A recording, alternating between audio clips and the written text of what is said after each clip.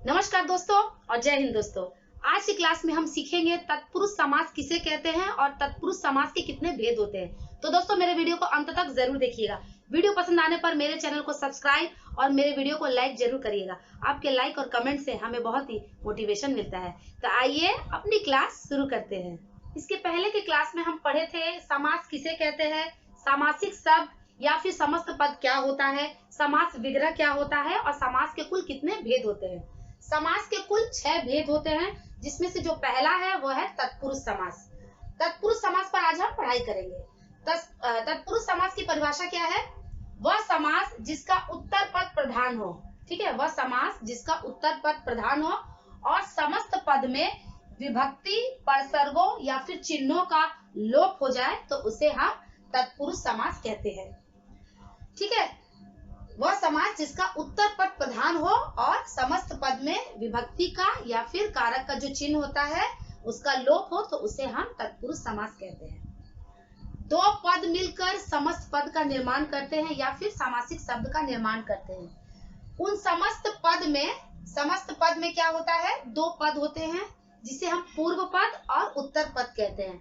तो वह समास जिसका उत्तर पद प्रधान होता है और कारक के विभक्ति या परसर्गों या फिर चिन्हों का लोप हो जाता है तो उसे हम तत्पुरुष समास कहते हैं। जैसे मान लीजिए गंगा जल, सबसे बढ़िया उदाहरण है तत्पुरुष समास का गंगा जल। ये क्या है? समस्त पद इसका क्या है? गंगा जल। अगर हम इसका समास विग्रह करेंगे तो क्या हो जाएगा? गंगा का जल, गंगा का जल। ठीक है, इसका जो उत्तर पद है वो है जल, वो क्या है? इसमें प्रधान है। किसका जल? गंगा का जल। ठीक है, और जब हम इसका समस्त पद बनाएंगे तो कारक का जो विभक्ति का चिन्ह है उसका वो यहाँ पर लोप हो जाएगा। और जब हम इसका विग्रह करेंगे तो कारक के चिन्ह का प्रयोग हम करेंगे। तो कारक जब विग्रह करेंगे तो हो जाएगा गंगा का जल और जब समस्त पद इसका क्या कहलाएगा? गंगा जल। आइए अब हम तत्पुरुष समास के भेद के बारे में पढ़ते हैं। आप देखे होंगे कि तत्पुरुष समास के उदाहरण में कारक के चिन्हों का प्राय लोप हो जाता है। ठीक है, इसी कारण से कारक के चिन्हों के आधार पर ही तत्पुरुष समास के भेदों के नाम रखे गए हैं। इन भेदों में कारक के जो 2 भेद होते हैं या फिर 2 जो विभक्ति होता है, कर्ता कारक और संबोधन कारक का प्रयोग हम तत्पुरुष समास में नहीं करते हैं। बाकी क्या क्या नाम है उनका? कर्म तत्पुरुष, करण तत्पुरुष, संप्रदान तत्पुरुष, अपदान तत्पुरुष समास, संबंध तत्पुरुष समास, अधिकरण तत्पुरुष समास और एक नया समास इसमें जुड़ जाता है जिसे हम बोलते हैं नियत तत्पुरुष समास। तो आइए एक एक करके इनके बारे में अच्छी तरह से पढ़ते हैं। कर्म तत्पुरुष समास। ठीक है, कर्म तत्पुरुष समास क्या है?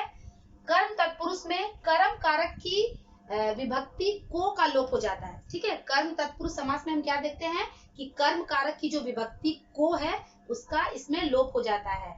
जैसे मान लीजिए स्वर्ग प्राप्त। स्वर्ग प्राप्त ये क्या है? सामासिक शब्द है, ये है समस्त पद।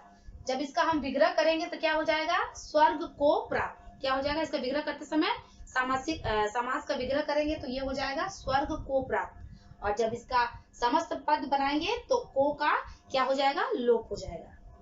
उसके बाद है करण तत्पुरुष समास। करण तत्पुरुष में करण कारक की विभक्ति से का लोप हो जाता है। ठीक है, करण कारक याद है ना, कारक पढ़े थे हम लोग, उसमें कर्ता ने कर्म को करण से क्या है? माध्यम है। तो करण तत्पुरुष में करण कारक की विभक्ति से का लोप हो जाता है। जैसे मान लीजिए देश निकाला, ये क्या है? समस्त पद है इसका या फिर सामासिक शब्द है इसका, देश निकाला। और इसका जब विग्रह करेंगे तो क्या हो जाएगा? देश से निकाला। कहाँ से निकाला? देश से निकाला। विग्रह करते समय हम लोग क्या देखते हैं कि यहाँ पर मतलब करण तत्पुरुष का जो विभक्ति चिन्ह है वो यहाँ रहेगा और जब इसका सामासिक शब्द, जब ये एक शब्द में बना रहेगा, समस्त पद में रहेगा तो से का यहाँ पर लोप हो जाता है। संप्रदान तत्पुरुष। संप्रदान तत्पुरुष क्या है? संप्रदान तत्पुरुष में संप्रदान कारक की विभक्ति के लिए का लोप हो जाता है। संप्रदान तत्पुरुष में हम क्या देखते हैं कि जो संप्रदान कारक की विभक्ति होता है ना, के लिए उसका लोप हो जाता है। जैसे मान लीजिए डाक गाड़ी, डाक के लिए गाड़ी। हथकड़ी, हाथ के लिए कड़ी। जब हम इसका समास विग्रह करेंगे तो क्या होगा? डाक के लिए गाड़ी, डाक गाड़ी। और इसका समस्त पद क्या है? डाक गाड़ी। समस्त पद में के लिए का लोप हो जाता है। उसी प्रकार हाथ के लिए कड़ी क्या है? हथकड़ी का समास विग्रह और इसका समस्त पद क्या है? हथकड़ी। हथकड़ी में के लिए जो तत्पुरुष संप्रदान तत्पुरुष संप्रदान कारक का जो विभक्ति चिन्ह है क्या है उसका के लिए उसका यहाँ पर लोप हो जाता है, इसलिए इसे हम संप्रदान तत्पुरुष कहते हैं। अपादान तत्पुरुष। अपादान तत्पुरुष में अपादान कारक की विभक्ति से का लोप हो जाता है। ठीक है, आप कारक पढ़े होंगे, अगर नहीं पढ़े हैं तो मेरा आगे का जो कारक का वीडियो है उसे देखिएगा और आपको ध्यान होगा कि उसमें क्या है कि कारक में हमने बताया था कि करण कारक का भी विभक्ति चिन्ह से होता है और अपादान कारक का भी विभक्ति चिन्ह से होता है, लेकिन करण कारक में से विभक्ति माध्यम के लिए होता है, साधन के लिए, और अपादान तत्पुरुष में या अपादान कारक में से विभक्ति अलग होने के भाव से होता है। ठीक है, ये ध्यान रखिएगा। तो अपादान तत्पुरुष में अपादान कारक की जो विभक्ति से होता है जिसे अलग होने के भाव से होता है उसका लोप हो जाता है। जैसे मान लीजिए भाग्यहीन, भाग्य से हीन मतलब भाग्य से हीन मतलब भाग्य से वो उसका कुछ भी नहीं है, उसका सब कुछ खत्म है, हीन है वो, भाग्य से हीन। पाप मुक्त, पाप से मुक्त मतलब पाप से वो मुक्त हो गया है। ठीक है, जब हम इसका समास विग्रह करेंगे तो क्या हो जाएगा, पाप से मुक्त, पाप मुक्त, और भाग्यहीन का समास विग्रह क्या होगा, भाग्य से हीन। और जब हम इसका समस्त पद करेंगे तो यहाँ पर से विभक्ति का लोप हो जाएगा। संबंध तत्पुरुष। ठीक है, संबंध तत्पुरुष क्या है, संबंध तत्पुरुष में संबंध कारक का जो विभक्ति चिन्ह होता है का के की उसका यहाँ पर लोप हो जाता है। जैसे मान लीजिए देशवासी, ये है समस्त पद, इसका समास विग्रह करने पर क्या होगा, देश के वासी। ठीक है, जब समास विग्रह करेंगे तो वहां पर विभक्ति चिन्ह का प्रयोग होगा और जब समस्त पद बनाएंगे तो वहां पर लोप हो जाएगा। सूर्योदय, सूर्य का उदय। ठीक है, सूर्योदय मतलब सूर्य का उदय। सूर्य का उदय क्या है, समास विग्रह करेंगे तो यहाँ पर कारक संबंध कारक के विभक्ति चिन्ह का प्रयोग करेंगे और जब हम समस्त पद बनाएंगे या समस्त पद का जब निर्माण होता है तो वहां पर कारक के विभक्ति चिन्ह जो संबंध कारक का विभक्ति चिन्ह उसका लोप हो जाएगा, इसीलिए इसे हम संबंध तत्पुरुष समास कहते हैं। अधिकरण तत्पुरुष समास। ठीक है, अधिकरण तत्पुरुष में क्या होता है, अधिकरण कारक की जो विभक्ति चिन्ह होता है में और पर उसका भी यहाँ पर लोप हो जाता है। जैसे मान लीजिए ग्रामवास, ये क्या है, समस्त पद, अगर हम इसका समास विग्रह करेंगे तो क्या हो जाएगा, ग्राम में वास। ठीक है, कहाँ पे वास, ग्राम में वास। ठीक है, घुड़सवार, घुड़सवार इसका क्या है, समस्त पद क्या है, घुड़सवार, अगर इसका हम समास विग्रह करेंगे तो क्या हो जाएगा, घोड़े पर सवार। ठीक है, में और पर क्या है, अधिकरण तत्पुरुष यानी कि अधिकरण कारक का विभक्ति चिन्ह है।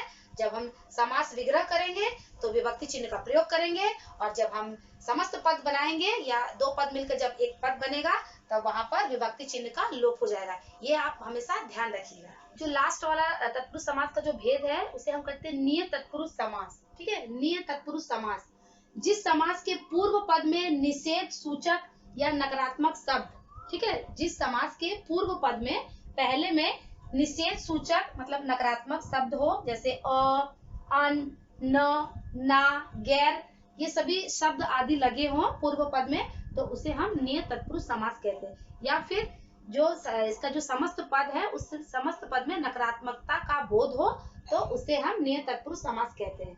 जैसे कैसे, मान लीजिए जैसे अज्ञान, न ज्ञान मतलब ज्ञान जिसका नहीं है, अमर, न मर जो न मरे, अनाथ, न नाथ मतलब उसके साथ कोई नाथ नहीं है, असत्य, न सत्य मतलब जिसमें सत्य न हो, अनपढ़, न पढ़ मतलब जो पढ़ा नहीं है, अधर्म, अधर्म मतलब न धर्म मतलब जिसमें धर्म न हो। तो जिस समास का समस्त पद में नकारात्मकता का बोध होता है तो उसे ही हम नियत तत्पुरुष समास कहते हैं। हिंदी व्याकरण पढ़ते समय ध्यान रखिएगा कि हिंदी व्याकरण का हर एक विषय महत्वपूर्ण होता है। संज्ञा, सर्वनाम, कारक, संधि समास से लेकर सभी तरह के जो विषय हैं बहुत ही महत्वपूर्ण होते हैं, इन्हें बहुत अच्छी तरह से पढ़ना चाहिए। आप भी इसे घर पर अच्छी तरह से अभ्यास करिएगा। मिलते हैं अपने आने वाले नेक्स्ट वीडियो में एक नए विषय के साथ। तब तक के लिए बाय बाय।